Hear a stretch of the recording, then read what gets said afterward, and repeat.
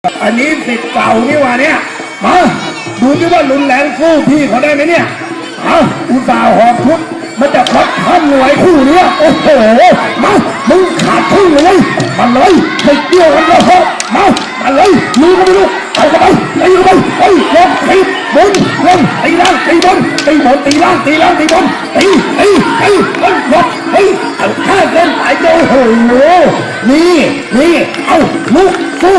ยังไม่ตายมาสงครามยังไม่จบยังไม่นับจบทหารเลยมาเลยมาไปเลย1 2 3 4 5 6เฮ้ยสู้ต่อยังไม่ตายเราไม่เอาเปรียบมาเลยจดจ้องกันก่อนมา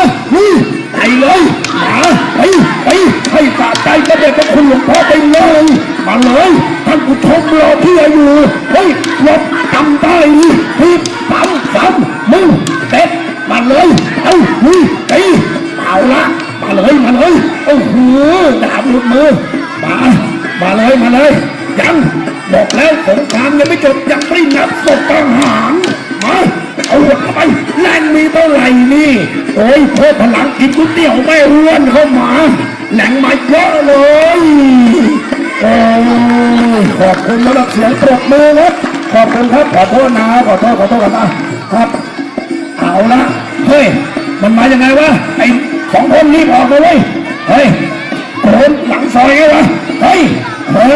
ของจริงหรือวะนะมันมายังไงวะเนี่ยเฮ้ยเอาของจริงเลยเหรอนะเอานี่เป็นการแสดงนะหนูน้องๆถ้าไม่ได้เอาจริงนะเดี๋ยวดูไว้ไปถึงบ้านจะไปฝึกมารุ่นแรกนี่มันต้องรุ่นแรงมาเลยไฟลับเลยมาให้สะใจเลยให้สนใจถ้าผู้ชมไปเลยเราวะมาไอ้ซ้ำมึงไปมาฟันลบมาเลยมาจะอยู่ได้ยังไงวะมาเลยเฮ้ยแน่จริงลุกขึ้นมาวะอย่าเพิ่งเอาเปรียบมึงลุกขึ้นมาหยิบดาบขึ้นมาเลยในจันทร์เขี้ยวในทองเห็นในทองสายใหญ่ตั้งละจันมาแล้วมาเลยลุกขึ้นมาไว้ให้โอกาสครั้งหนึ่งมาเลยเราไม่มีซ้ำมาโอ้โหไฟแล้วไฟจริงเลยไม่ได้เอฟเฟกต์เลยว่าสังจริงตีจริงดาบลุกเอาอย่างไรดีช่วยแกมันกากับหลังเนาะมาเลยลุกขึ้นมาสงครามมันยังไม่จบไม่จบโดน1 แผลมาพี่โดน1 แผลแล้วโดนครับขอบคุณและเสียงปรบมือนะครับนี่เป็นเสียงรุ่นแรกของพระเดช